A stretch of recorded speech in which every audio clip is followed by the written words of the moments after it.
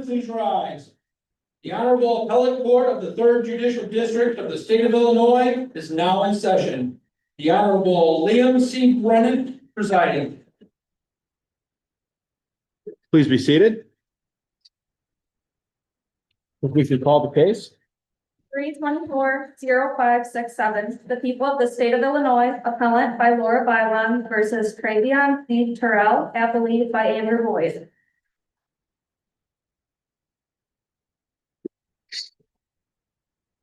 All right.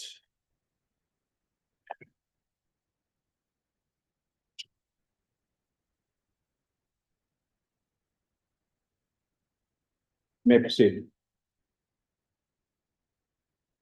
May it please the court, counsel, Laura Bylon on behalf of the people. The trial court erroneously granted defendant's motion to suppress evidence of his cell phone records. This court should reverse the trial judge's order granting defendant's motion to suppress because probable cause supported the search warrant and because the good faith exception applied even if it did not. The issue here is whether the warrant issuing judge had a substantial basis for finding that probable cause existed. Great deference is owed to the issuing judge's decision. Probable cause is a practical decision that considers the totality of the circumstances, common sense, common knowledge, reasonable inferences, and whether there is a fair probability that evidence of a crime will be found in a particular place to be searched. Here, the search warrant was supported by probable cause. The complaint and affidavit for search warrant detailed the steps connecting defendant to the suspect vehicle.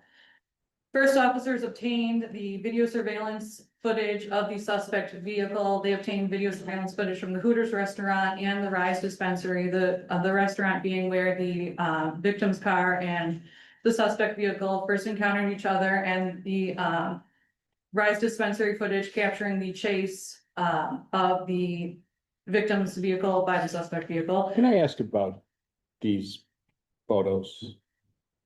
I mean, it seems to me that it might be fair to say that the complaint oversold the two vehicles are consistent. There's no question about that. But as you look at the photos for argument today, I mean, would you be comfortable saying they're definitely the same car? From me as a layperson? Sure, you as a layperson. No, however, the officers knows how to identify the unique features of the vehicle. He knew that the fog light was only produced between 2016 and 2018, so that narrows down the model years. He knows how to track down that it's a Malibu. Plus, there's also the dark tinted windows and dark rims that don't come standard on the cars. The rims have a specific pattern. And there was more than just the photos too. There were surveillance videos. The officer stated in the complaint and affidavit that he viewed the videos. Moreover, they searched the footage for black Chevrolet sedan.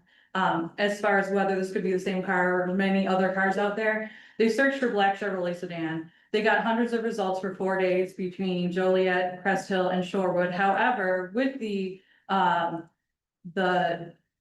tinted windows, specific rim pattern, model year, and dirt on the side of the vehicle, only one of those black Chevrolet sedans in the area matched the suspect vehicle. 2.5 hours before going in a different direction.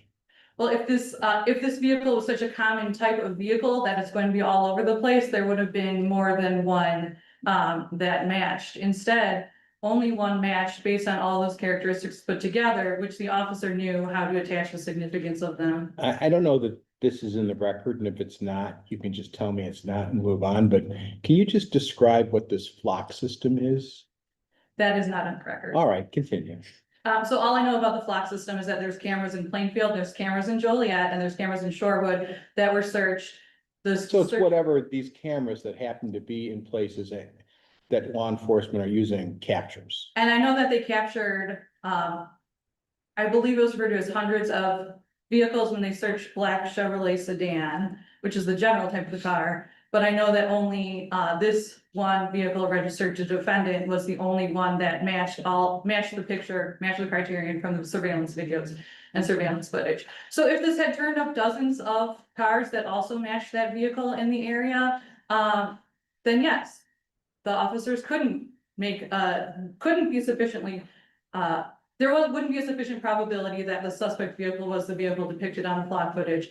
But based upon all the facts that were connected in the investigation by the officers, the people submit that there was a sufficient probability that it was sufficiently likely that the car depicted on the flock footage was the suspect vehicle. And that car was registered to defendant and Tiffany Terrell. The victim stated that she saw two men in the vehicle and defendant was the male registered owner. Case law allows that an officer may reasonably presume that the owner of a car is likely the driver. Of course, it's possible someone else could be the driver, but it's sufficiently likely for probable cause, which isn't proof beyond a reasonable doubt, just a fair probability. It's sufficiently probable that as the male registered owner with two men being in the car, defendant was the likely driver. Plus, the victim had identified Barfield as being in the vehicle, and officers investigated the Facebook profiles for Barfield and Facebook profiles for defendant and discovered they were Facebook friends. And that a reliable confidential informant informed an officer that Barfield had been known to travel in a black Chevrolet Malibu recently, and that is a type of car that defendant had generally. So under the totality of the circumstances all put together, which is what the probable cause analysis requires, there was a sufficient probability that defendant was the driver of the suspect vehicle. So Facebook friends. That I'm not a fan of Facebook, so I can't speak for myself, but people I know have thousands of friends, most of whom they don't actually know. So the name showing up as a Facebook friend, it doesn't necessarily seem particularly compelling. on its own, but it's part of the total analysis. So once the defendant was the registered owner of the suspect vehicle and Barfield is in that vehicle, as identified by the victim, that's just another piece of corroboration suggesting a totality of the circumstances probable cause that defendant was connected to this offense. And I believe people generally are know people that different social medias, I feel like, result in people having parasocial relationships with strangers. I feel like Facebook is one where it's more friends with each other, but no, that's He's just- never run for office. I was just about to say. But- Yes. but I'm not- Elected judiciary. Neither has defendant or Barfield, as far as I'm aware. So the people submit there's a sufficient probability that defendant was the driver of the suspect vehicle. Would you, well, let me ask you this question. Let's say that you get all the information that was retrieved as a result of the search warrant on the phone, the triangulation to identify if that phone was in that car in the area. Even if it turned out he wasn't. If it turns out his phone doesn't ping in the area where the vehicle was, would you argue that if the owner of the car, it wasn't there, that it's likely or even highly likely that he would have communicated with whoever he lent his car to, whoever had possession of his car, even if he wasn't the driver? Yes, even if he wasn't the driver, he's still possible that he's communicating with who's in the vehicle. Yes, because somehow Barfield gets in that vehicle and that vehicle is registered to defendant. So there's location data and also the fact that phones are used to communicate with others. And that's the nexus to the cell phone records to the shooting. It's common knowledge people generally take their phones with them, and even if they don't, that they're used to communicate, set up plans with other people. Additionally, about cell phones, Detective German did state in the complainant affidavit for search warrant that he had 18 years of experience, including training in forensic cell phone investigations and in call detail records. He stated that obtaining a subject's cell phone records and call detail records can assist in determining the location of the mobile device, routes of travel, and communications to other vehicles. The people also argue that the warrant was not overly broad. Here, the search warrant searched for evidence of the offense of aggravated battery with a firearm in a limited time period. The cell phone records held by T-Mobile. It wasn't a fishing expedition for other offenses. It was a specific search for evidence of the January 15th shooting, and similar scopes of actual cell phones themselves, which aren't date limited. Courts have viewed Warrants that search for any evidence or all evidence on the phone have been viewed as permissible in scope. Even if this court does not agree that probable cause existed, the exclusionary rule should not apply here. The officers acted in good faith and objectively reasonable reliance on the search warrant issued by the neutral and detached magistrate. It contained a detailed investigation narrative connecting defendant to the shooting through his vehicle and his connection to Barfield. It was far from bare bones, and so the good faith exception should apply. Are there any further questions? I do. You will have an opportunity to rebuttal. Thank you. Thank you.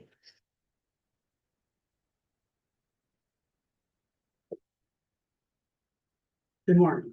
My name is Andy Boyd from the State Appellate Defendant's Office, and I represent Travion Terrell. If it please the court and counsel. At root, your honors, what this case is about is a fundamental right that Americans have to keep their private affairs private. The police simply cannot be given free rein to perform general exploratory rummagings through individual cell phones or cell phone records based on an increasingly dubious series of guesses or assumptions. Sometimes that is what police work is though, right? It is, that's correct, Or but at least that's where it begins. that's where it begins. The touchstone of the Fourth Amendment is reasonableness. And what we've got here, your honors, with respect to the state, is an increasingly unreasonable series of guesses or assumptions made by the police officer who drafted this affidavit that gets him, he believes, closer and closer to Travion. And what this officer does then is make a huge, unwarranted inferential leap. That he says that he simply believes that information about this offense might be found on Travion's cell phone records. Would you agree with this statement? If it's probable that the two cars are the same. In other words, if the vehicle that Barfield is observed in is owned by Terrell, there's probable cause to look at Terrell's cell phone. Would you agree with that or not agree with that? You would not agree. Absolutely not. Why not? The first thing I would say is that I agree with your honest skepticism about whether or not these two vehicles were actually the same. If you look at these color photos that the state very nicely introduced into the record, in the affidavit, what the affiant says is, well, there's a very distinctive salt pattern on the side of this car. And then you look at this color photo and there's nothing distinct about it. It's just the general mush of salt that you get when people drive around in the winter. But to answer your honest question, no. Even if these cars are the same, and I will assume that for the sake of argument, but this is not a concession, this is just an assumption for the sake of argument, no. Because what we've got then is we start down the road of this officer who drafted this affidavit, making an increasingly unwarranted series of guesses or assumptions. And the first one is, well, there's a guess or there's an assumption that Travion was the one that was driving this vehicle.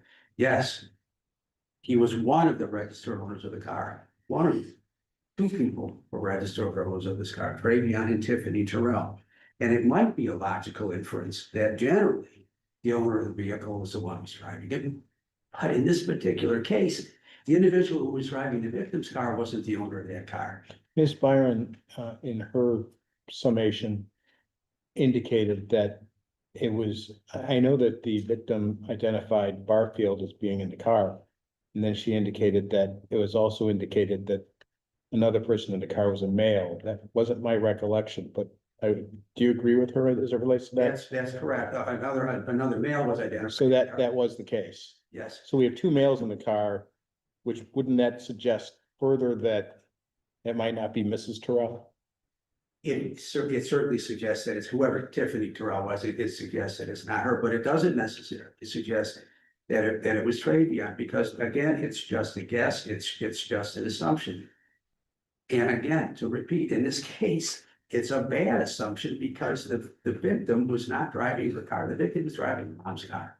So in this particular case, the case right in front of us right here, right now, that assumption has been rebutted in the case of the victim. So you don't think that even if it turned out they got their search warrant, they get all the records off the phone, and it turns out his phone argument is he wasn't the driver. You believe that it is not at least probable that the owner of the vehicle knows who's in possession of his car? And communicated with them on the phone, that's how everyone communicates. Again, Your Honor, with respect, that's just another assumption, that's just another guess. So Your Honor's proposition is just another one of these assumptions or guesses that we pile on this whole list of assumptions or guesses that doesn't even get us anywhere near. And this is the main problem in this case, from my point of view, is that none of this investigation, these numerous pages in this affidavit about this investigation, none of that stuff formed a concrete nexus to Trayvion's cell phone or his cell phone records. You've got this long investigation into the car. Counsel spent a pretty good chunk of her argument arguing about these cars, whether or not these cars were the same. Who cares? It doesn't matter. If the cars weren't the same, well, then certainly we should win this case. But it doesn't matter. Even if these cars were the same, we start piling assumption on top of assumption and guess on top of guess. And the problem is there's no concrete link to the cell phone records. And the law is crystal clear that there's got to be such a concrete link. There has to be a concrete factual link to the cell phone, and there's just not one here. And that is the essential probable cause. And look, the state's argument here, again, with respect to counsel, is absolutely breathtaking in its scope. Counsel, what about the Everybody- good faith exception? Please. What about the good faith exception? I mean, you have to establish that the affidavit was so lacking in indicia of probable cause as to render official belief in the existence of probable cause entirely unreasonable. That's what Correct. some of the cases said. Correct. So, And and we have to give deference to the trial judge who signed the warrant, to his determination. So how do you address that? deference doesn't mean rubber stamp. This honorable court, with all respect, has an obligation to look very carefully into whether the magistrate judge's decision was the correct one. But is it Yeah. still lacking in indicia of probable cause? This, as I've explained in my brief, and I'm trying to explain here, this was a bare bones warrant that was based simply on the belief, and it even says that if you read the affidavit and you read where this officer makes this inferential leap to the cell phone records, he uses that exact words. He just says, I believe that Trayvion's cell phone records are going to contain evidence of this crime.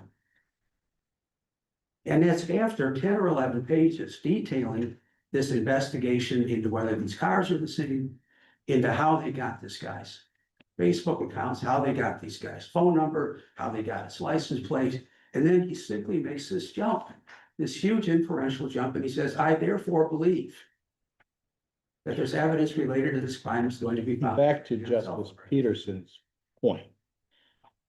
I mean, if it's the same car, Right. then you have Barfield in Terrell's car.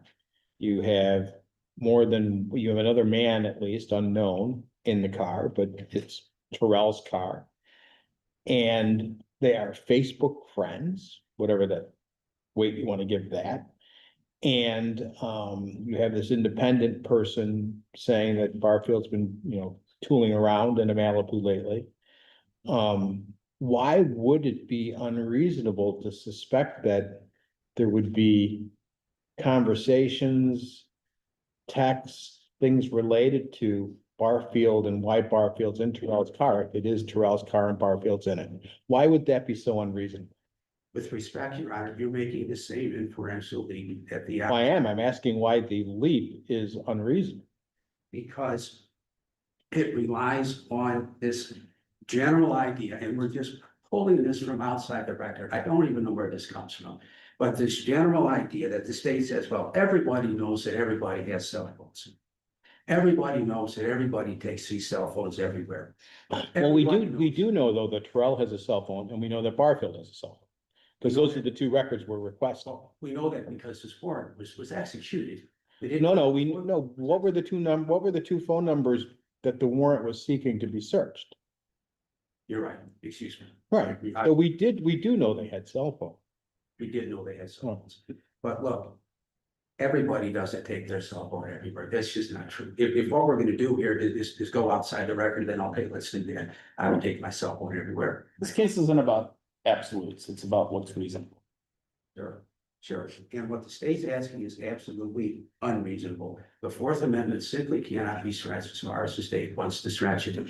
And with respect, if this court realized what the state is asking, everybody's privacy is. So I want to go back to Justice Anderson's question about the Leon good faith exception.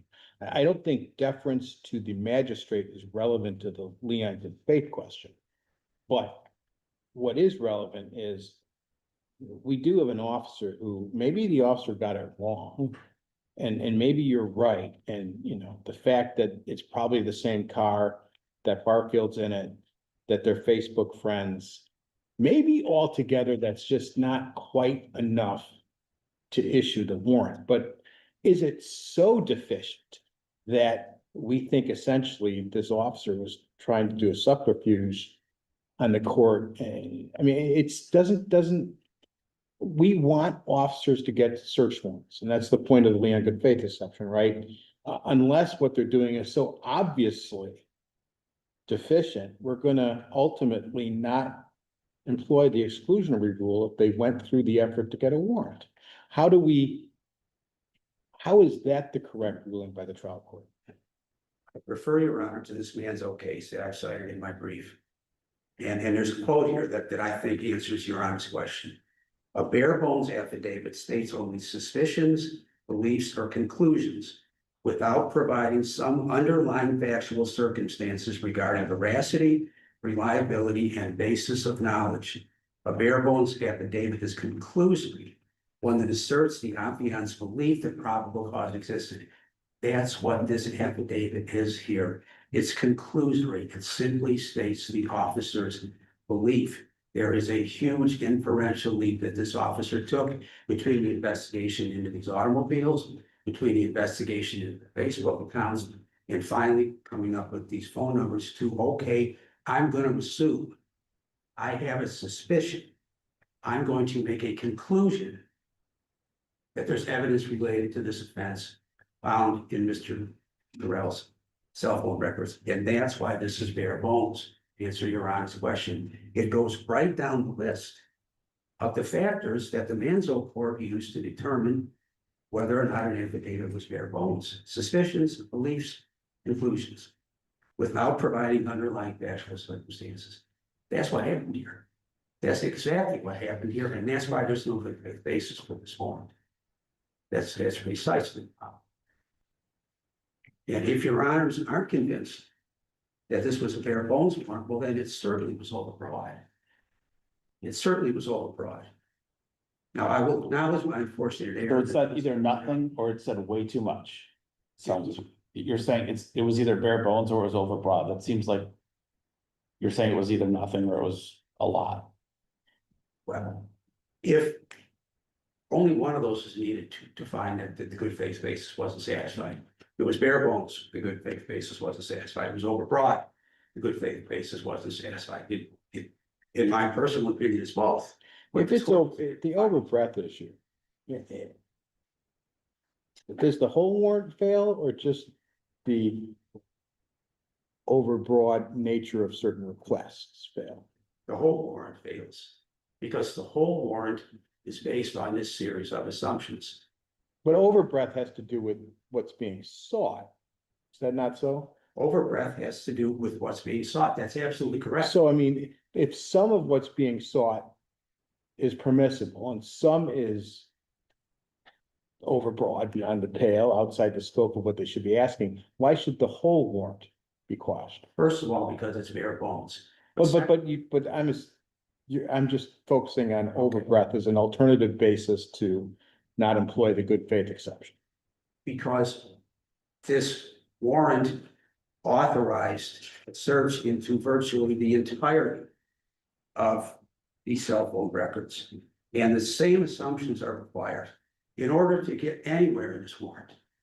In order to get into these cell phone records at all, any sort of these cell phone records, location records, text records, whatever these records might be, in order to get anywhere, you have to make these same assumptions You have to make these same unwarranted inferential leaps. You have to make these same guesses. You have to make these same conclusory statements.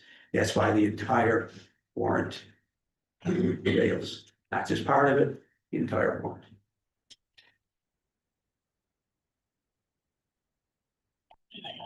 I don't have any other questions. So thank you, your honors. We would ask that this court, affirm the circuit court's judgment and thank this court very much for its time and consideration in this case. Thank you, sir. Rebuttal.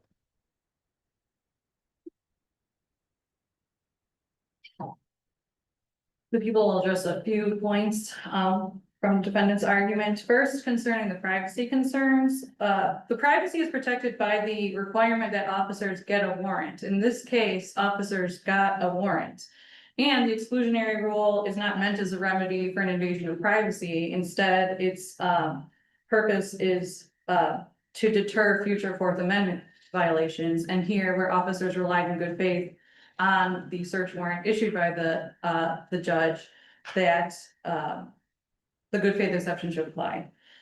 Concerning the salt on the vehicle, the warrant, the complaint and affidavit warrant stated that it was dirty with snow and salt on the passenger side of the vehicle, which is similar to the video surveillance of the offending vehicle. On its own, two dirty cars, no, not a match, but probable cause is the totality of the circumstances. If there had been a squeaky clean car 2 hours before, and then the suspect vehicle is super dirty, that's gonna rule it out. But here, it's just consistent amongst the other features that match. I have a question about that.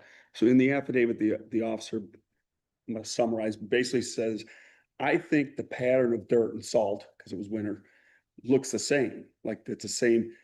And the two best photographs that we have in the record, I can't see that. So here's my question.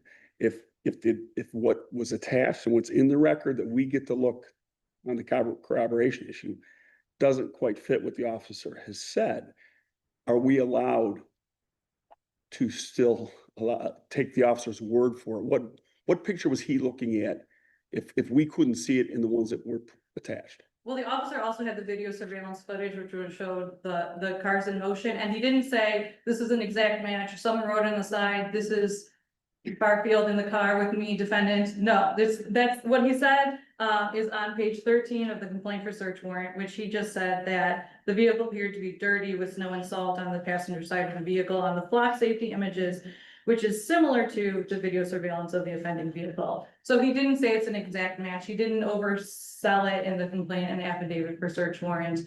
And the relevance there, as I suggested, was if this car is clean, or there's no dirt or much less dirt on the side of that vehicle, then it could be eliminated as a match. But instead, the officers stated that it was consistent with it. And again, that's just one of the totality of the circumstances. We have the 2016 to 2018 model year, and then the customization in the dark rims with the rim pattern and the dark tinted windows that not most off the lot Chevrolet Malibus aren't going to have.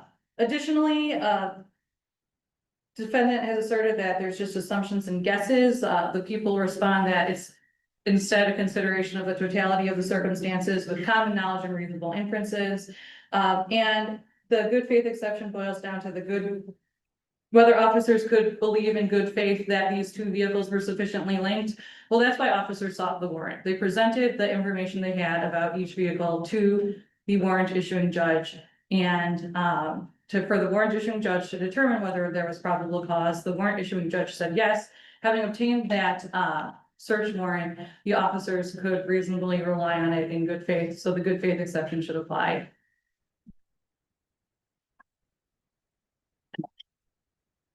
Well, the people would ask that this court reverse the trial judge's order granting defendant's motion to suppress. Thank you, your honors.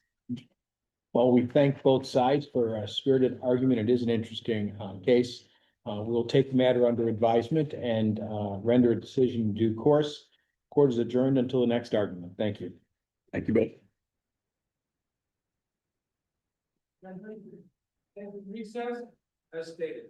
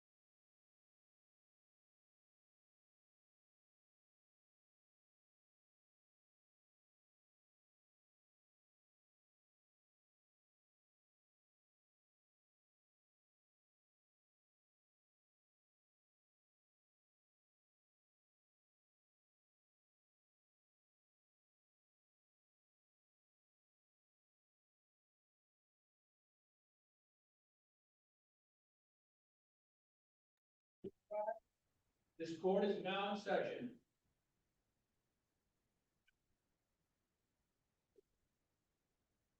Morning, folks.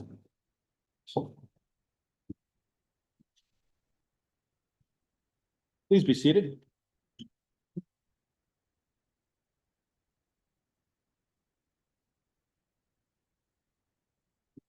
Three 24-0346 and remarriage of James Nadolski, appellant by Robert Black and Teresa Nadolski. Appellate by Timothy Reed. Mr. Black, you may proceed.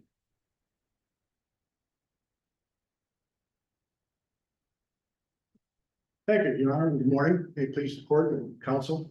My name is Robert G. Black and I represent the appellant James Nadolski here. This case is all about this thing called a true up. Now, What is a true up? and that's the main thing that I want to get at. True up, you don't find it in the Illinois Marriage and Dissolution of Marriage Act. It's not a legal term of art. It is a form of reconciliation. Where did it come from? I guess just usage over time where one or both of the spouses has a fluctuating income, a non-guaranteed income. So the true up is in place so that you set the base amount of what the maintenance is or should be based upon present earnings. Then you come back and say, okay, here's what the financial records for the year. And based upon those financial records, maybe you true it up, maybe you true it down. How about just calling it an adjustment? I would love to call it an adjustment, Your Honor, but that's kind of one of the ways the phraseology has developed. But one thing about this, in doing this reconciliation, one thing you have to remember that's important, so there has to be a base rate to begin with. So when we had this judgment at MSA, marital settlement agreement, back in 2016, no base rate for maintenance is set. Maintenance is reserved. So there is nothing at that point to true up. This provision doesn't come into effect. It doesn't really have any effect. And wasn't the base rate just zero? Zero basically. I mean, But I can guess- that zero be a base rate? I don't know that zero can be a base rate. I mean, 0 times something is still zero, I guess. How do you define base rate? It seems like we've got this unique little argot Right. into this area of law, which was created by attorneys. Well, I can define the base rate here, basically, 2 years later. Mr. Dawson comes in on a petition, a change, alleging a substantial change in circumstances. He now has, instead of being self-employed like he was at the time of the entry of the judgment of dissolution, he now has a salaried job and it's a set salary. So he can come in and say, okay, this is what my salary is, and based upon that, and based upon Mrs. Dawson's earnings, we can set what maintenance will be, and it was set at that time at $1,900 and change. That particular agreed order did not contain the same kind of prove-up limitation. And really, it shouldn't have, because now we're dealing with set salaries as opposed to fluctuating income. The whole purpose behind the prove-up and doing the reconciliation is somebody has, you own your own business, gross profits may be great one year, maybe lousy the next year. And that's when you come back in and say, okay, we're gonna readjust as need be. But where there is an actual salary, there is no need for that sort of reconciliation. There's no need for that aspect of things. Well, if you have a salary and maintenance is reserved and there's no order for a dollar amount of maintenance, but it's reserved and you're a W-2 employee, Yes. I don't understand your argument. Well, the difference here Let's is, try and figure out. sure, difference here, Your Honor, is at the time that he was self-employed, at the time of the MSA, they guesstimated $90,000 in gross income. Come the 2 years later, when he has the job, he has a salary, and they have salaries of $162,000. So you're weighing $162,000 as against the other earnings versus the $90,000, which is fluctuating anyway, versus the other earnings. And that's how you can come to what is a set amount of $1,900 based upon the statute. So that then it becomes the term, the maintenance. And there again, this second order, this agreed order, does not contain any language that would equivalency is proved of. The other distinguishing feature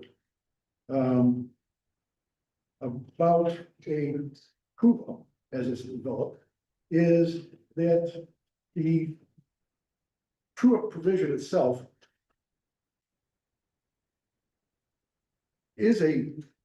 recognizes the change in income because, well, maybe strike this, the true provision itself takes into effect or account and subsumes that there is going to be a substantial change in circumstances because of the vacillating incomes.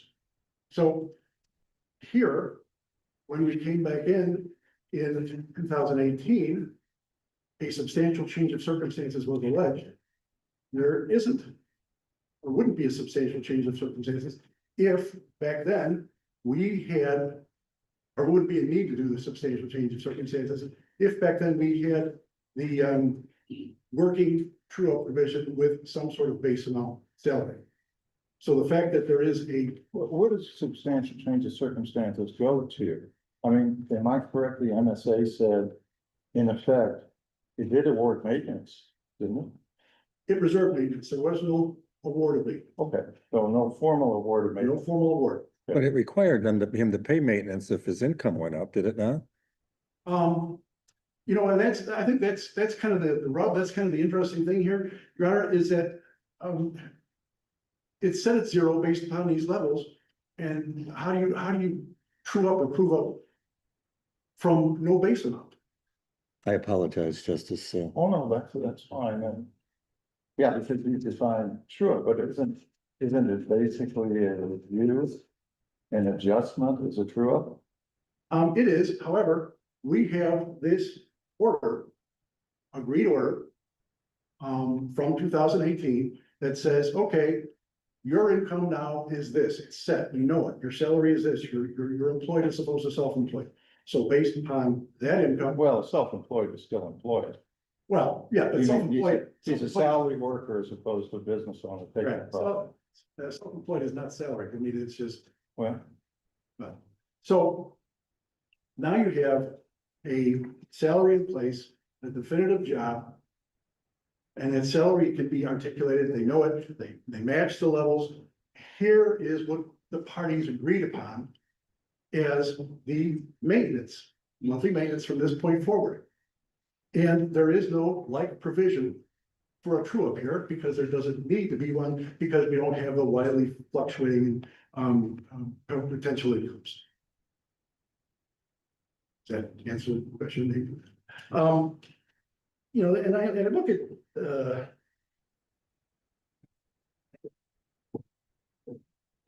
so from that point forward, any modification would have to be by statute based upon a substantial change in circumstances.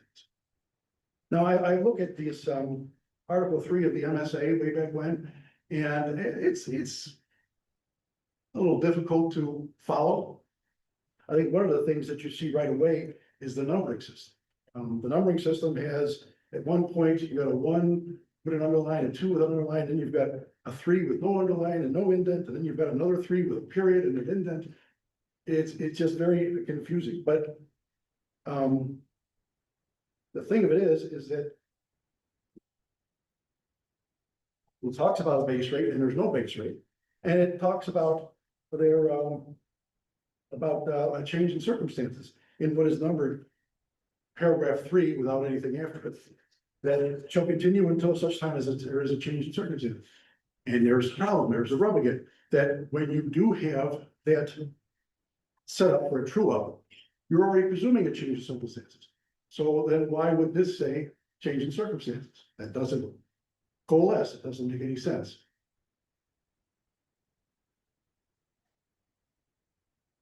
Well, again, when James filed his petition for modification in August of 2018, he specifically alleged a substantial change in circumstances, which we have discussed, which is now his salary, which is more than what was projected in his earnings 2 years prior to that.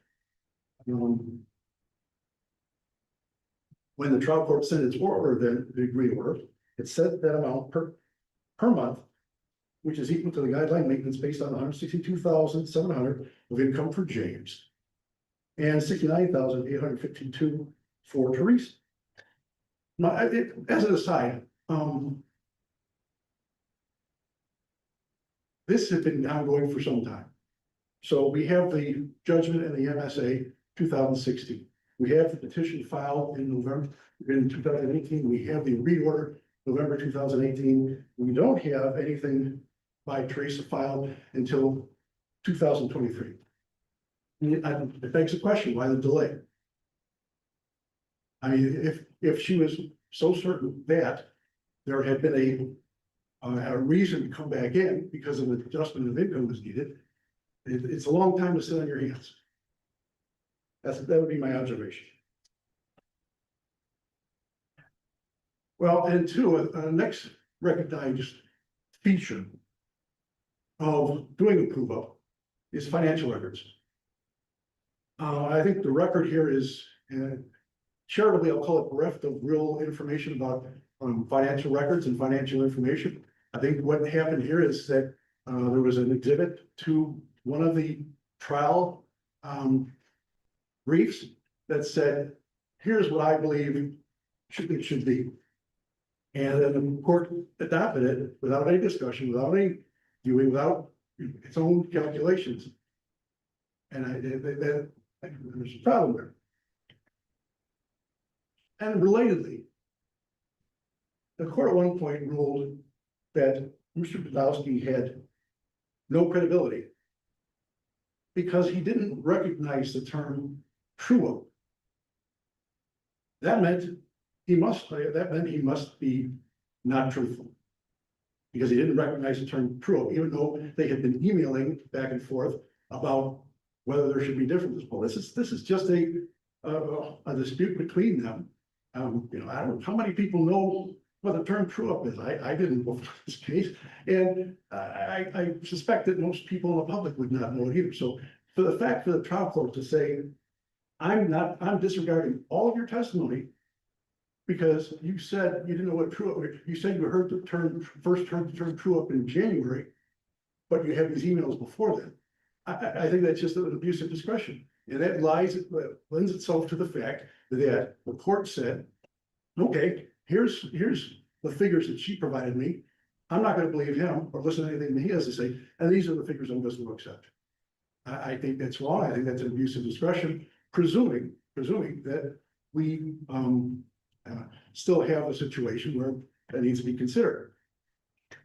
Underlying this is a contempt finding and purge order. It was a reasonable belief, we believe, shown by the record, that the monthly maintenance was $1,900. And it was paid that way. All the way through. This increase, it's an honest belief.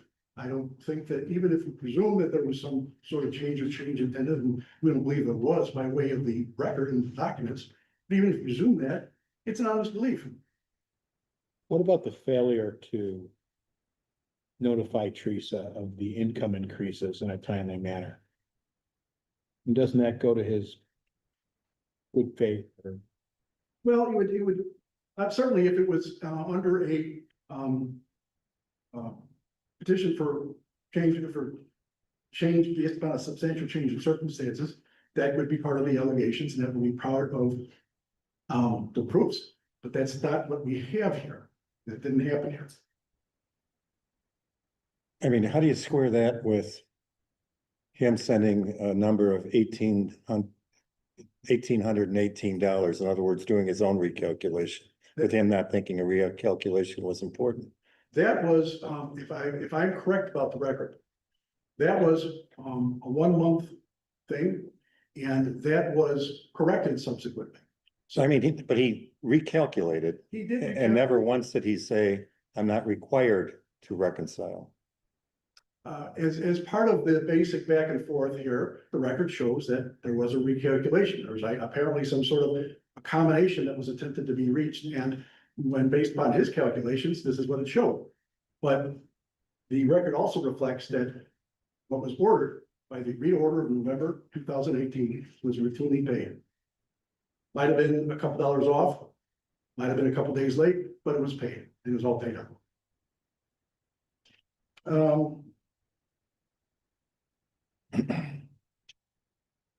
Well, by all of this, I think I get the high points. We would ask that the orders of January 16 and 2024, April 30, 2024, be vacated or reversed, that there be a finding of no arrearages, and that there vacate the contempt finding and the purgement. And I'll save the rest for I do, if you don't mind. unless there's questions. I do. You have indicated there's no need for reconciliation when salaries are not expected to fluctuate in a significant manner, but I mean, isn't it a practical matter that some people agree to reconciliation just to avoid coming back to court? Absolutely. Well, most definitely they do, and that's their choice. The agreed order here says nothing about any sort of reconciliation or coming back into reconcile. All it says is, here's what it is and here's the amounts. And, you know, if there's a substantial change in circumstances, come on back in. And can you tell me what in the agreed order with any specificity negated or abrogated the true up? Or are we left with what you're claiming is an inconsistency between true reconciliation language and 510 language? I And then think it's more than an inconsistency, for the basic reason that I articulated, that to begin with, there's no base amount. The reconciliation presumes the base amount, and there's no base amount. It's reserved. There's nothing to reconcile. There's nothing to come back and take a look at. When we come back 2 years later, we have the agreed order, there is an amount, but there's no similar language about reconciliation. And the reason again for that is fluctuating income in Mr. Nadolski versus a salary, an identified salary. thank you, sir. Thank you. I have an opportunity in rebuttal, Mr. Black. Mr. Reed. Justice? Justices, may it please the court, no worries, Timothy Reed on behalf of Teresa Nadolski, she's the appellate. Justice Holdridge, she started toward the beginning of this asking along the lines of, Could you speak up just a little where bit? does the true up come from? The true up comes from the contract that the parties entered into, and that contract still remains in place today. But it's never defined in the contract, was it? Well, the phrase true up, agreed. It's I think in lieu of copying, pasting the language of the marital settlement agreement over and over again throughout the litigation, what everyone has done is say, we're gonna call this a true up. But the concept is in the contract that the parties entered into. And that contract makes very clear that anytime there's a change in the base in the incomes of the parties, they're going to immediately calculate, and that amount is going to be used to Mrs. Nadolski. So that now you define true up in the contract. That would be what we're talking about when we use the phrase true up. Right, we're talking about what the parties contracted to, and whatever we call it, the concept is the same. The concept is whenever there's a change in the income, there needs to be a recalculation and maintenance, and that's what's articulated. That much more clearly understood in this little term. That's what it means, isn't it? Fair enough, right, Okay. right. And so within that contract, every time there's a change in income, it needs to be recalculated. Article 3 of the marital settlement agreement specifically says, after there's a change, the parties immediately agree to immediately make additional adjustments after any base rate payment. So that article is already contemplating not only what happens when maintenance starts being paid, but it's contemplating what happens after that. What's the MSA contemplating when the original figure is 0? it's. So what has to happen What's it- for it to go from reserved to a dollar amount that's required to be paid? What has to happen? So what it says is if either party has an increase in income of the base rates, and it says in parentheses what those were, 96,000 and 65,000. The party with the increase must immediately notify other, and then it shows you how to calculate it. 60/40. Right, it's the next paragraph talks about the various, which was the maintenance statute at that time. Okay. And so that would be the answer to it. What the agreed order that was subsequently entered does, and I do think that the phrase at the beginning of that order is very telling. It says pursuant to Article 3. And at least my reading of that phrase means that what we're doing is we're trying to accomplish what's set forth in that, right? And what they're doing is calculating the amount that's owed on a monthly basis based off of the changes in the income. It's memorializing that, but nowhere in that agreement does it do anything to talk about we're getting rid of the way we're going to calculate it, or that we're going to constantly recalculate it. It doesn't get rid of those provisions. It just applies those provisions. And that continues until this date. Another thing that came up today, and I think came up in Mr. Nadolski's reply brief, is this concept that the marital settlement agreement was somehow the way it was because Mr. Nadolski was self-employed. It doesn't say that anywhere. What it does is it says he is self-employed, and it says what my client does for a living. Well, wait, would you kind of like to speak up a little more, get closer to the mic? Sure. Yeah. What it does is it Yeah. says, it's in this room, I knew it was gonna be a problem. What the document says is that whenever there's a increase in the income, the base rates, and it articulates what those are, that's when we're going to change the maintenance amount. It's got nothing to do with what they're doing for a living. Just by way of example, if Mr. Nadolski was self-employed today, he still has to adjust his maintenance amount based on his income. This is about income, not whether it comes from self-employment or not. That's reading outside of the language of the contract. And I don't think anywhere is either party suggesting that this is an ambiguous provision in the MSA. The only thing that I'm hearing and reading in the briefs is that somehow the agreed order that was subsequently entered just completely negated all of the language in Article 3. And that's what they say. Actually, in their brief, they say that it replaced Article 3. And that on its face would lead to absurd conclusions, because Article 3 just doesn't talk about the amount of maintenance. It talks about the duration of maintenance and the like, and it talks about how maintenance is going to be terminated. In no way could it be said that we're getting rid of those provisions. And it's the same concept. The same concept is in no way, just like it doesn't address, just like the agreed order doesn't address the duration of maintenance, it doesn't address what the parties contemplated and how they're going to continuously recalculate maintenance. It doesn't do that. And so Mr. Nadolski did not pay the amount that was due. Okay, and so we've got a petition for rule to show cause damage. On its face, the failure to pay maintenance is contemptuous. Nowhere in the records does Mr. Nadolski assert that he wasn't able to pay. He says he didn't know about it. Well, we're violating a court order. That's A, not a sufficient excuse. But B, even if it were a sufficient excuse, the record is filled with, as was mentioned earlier, there's emails back and forth where Mr. Nadolski is acknowledging that he had a requirement. He mentions the 40% requirement. He knows it's there. And this concept that his lack of credibility was specifically related to this phrase true up, there's a lot in the record to show why his credibility was lacking. The emails going back and forth that he knew he needed to increase the amount or decrease the amount when it suited him. That's in the record. The other thing that's in the record is that he was not forthcoming with his income.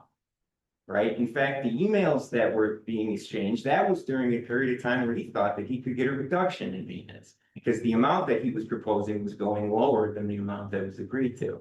So those various things go with his credibility, in addition to this concept that he's saying that he's never heard the phrase true up. So he violates the order. Well, we have to have a clear order, first of all, for someone to violate it and be held in contempt, correct? 100%. And, and that's what my statement is, my reading of the language in the documents, right? The two orders that we're really talking about is that it is clear. And not only is it clear, but the evidence shows that he did know what to do, right? Because he's referring back in the emails to the paragraph that talks about how to calculate maintenance on an annual basis. And so for that reason, I think it is a clear order. There's nothing in the second order that at all attempts to articulate a amendment of that, right, of that language. And it's one of those situations where, and I've done this in my practice, if you are trying to get rid of a previously entered provision, it is very easy to get rid of it. You say, this provision is no longer applicable, right? You can write that language in. And in the when you've got a right that was articulated in a prior order, that is easily gotten rid of by way of writing in the words, this is no longer applicable, and you don't do it, I think that's telling. And in my brief, I cite case law in support of that concept. So you're saying the language is clear and unambiguous in the MSA and in the 2018? yes, Judge. And so I'm saying, and so moving forward, these provisions, as are placed in the MSA, they still are enforced. And that's moving forward, because the second order did nothing to change that. If I could ask, the second order says, which sums the payment of which covenant is herein above made shall be subject to modification with respect to the amount payable pursuant to section 510. In what circumstance would 510 come into play if all we're talking about is a true up or reconciliation? When would a court need to consider the 510 factors, and by inclusion in 510 the 504 factor? Right. Well, again, as a starting point, obviously there's a lot of case law out there about what constitutes a substantial change in circumstances under. So what's 510 say? 510, paraphrasing, because I don't have it in front of me. Well, that would be, yeah. Paraphrasing is there can be a modification if there's a substantial change in circumstances. Then the case law will talk about with true up situations in particular, to talk about circumstances where there would not be under 510 a change in circumstances, given the fact that the parties had already contemplated that change in circumstances. I think the commonly cases that talks about. Your argument is they did contemplate a change of circumstances by the mechanism to adjust movement. Right, that would be my argument. Now, Well, why would it ever get into court? to get back to your question, that is, it's a limited, I would imagine, number of circumstances, right? If everything had changed today, except the parties' incomes were a little different, and someone came in today and said there's been a substantial change, we need to get rid of all this. My argument would be, no, you can't do that. That was contemplated. Okay. But there's a wide variety. Or if someone became disabled or something like that. All of those different things, because there's certain termination provisions that are quoted here that may not be covered, right? That someone could still come in under 510. I think you, Justice, you gave it a perfect example of somebody who's disabled or the like, right? So that to the answer is where 510 comes in. I don't know that. Well, doesn't it come in to say, before we do this true up, when you start referencing 510, there has to be the first hurdle of significant change in circumstances established? No, Okay, I do not believe so, no. why not? if I'm understanding your question correctly, because the existing language already provides for it on the trigger. So what The existing language in Article 3. Or the marital in settlement, the MSA. right?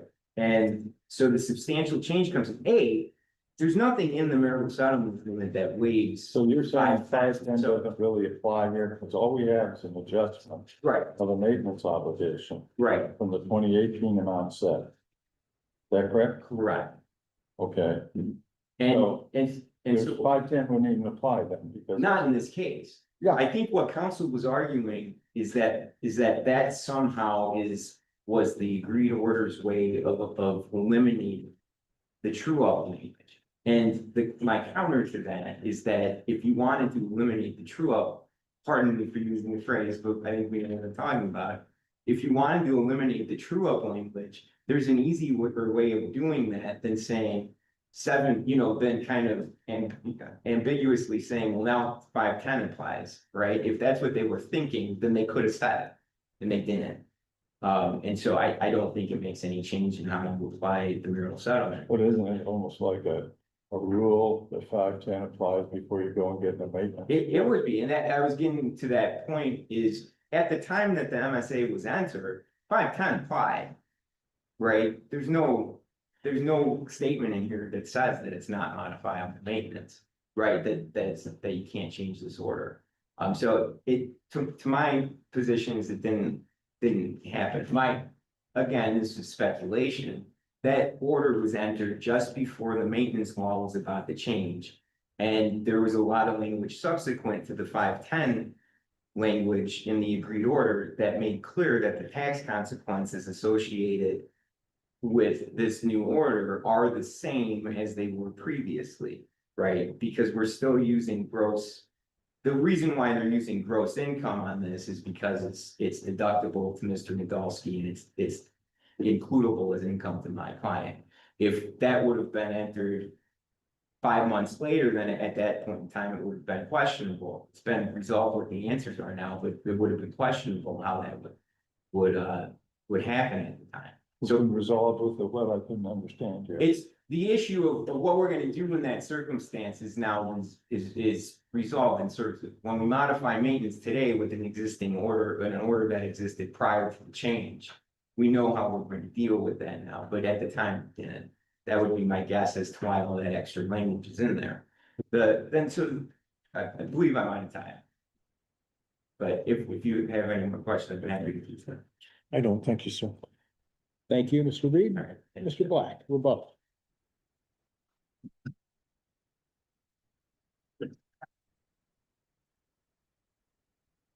Thank you, your honors. The basic rule of contract construction is you look at the intent of the parties at the time they entered into the agreement. So that's what we have to focus on. It is undisputed that an MSA is a contract. It is undisputed that an agreed order is a contract. So we look at the intent at the time these two things were entered. In 2016, there was a disparity in what might be the fluctuating levels of the incomes. Hence, there is a provision for the so-called CUBA, but it's based upon base amount that doesn't exist because maintenance is reserved. We come along then 2 years later, now we're looking at the intent of the parties at this time. And at this time, they say, he's got the salary, we can figure this out, it's $1,900 a month. And the agreed order is subject to modification pursuant to section 10 of the act. So while it didn't say there is no longer a prove-up, and prove-up was not even utilized in the first one, the effect is, first of all, it didn't exist because how do you jump up from a base amount at zero? And secondly, it's set in place here. That was the party's agreement and intent at the time of the contracting of the agreed order. The MSA was not entered because Mr. Nadolski was self-employed. The levels itself and in the review of maintenance was entered because he was self-employed. There's a big difference here. The order says he was supposed to pay $1,900 and he did pay the $1,900. There is no contempt. He made the payments that the last order of the court called for. $1,981. Just give me one moment. Sure.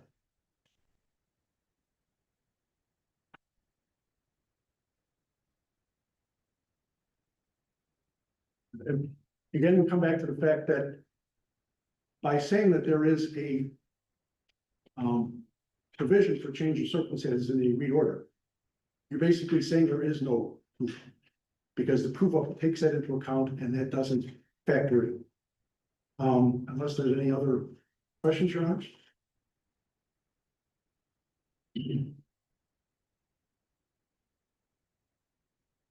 I don't. Thank you. Again, we can, and I will. Thank you. The court thanks both sides for spirited arguments, so we will take the matter under advisement and render a decision in due course. The court is adjourned until the next argument. So we're gonna conference and. Here on speed of the contents.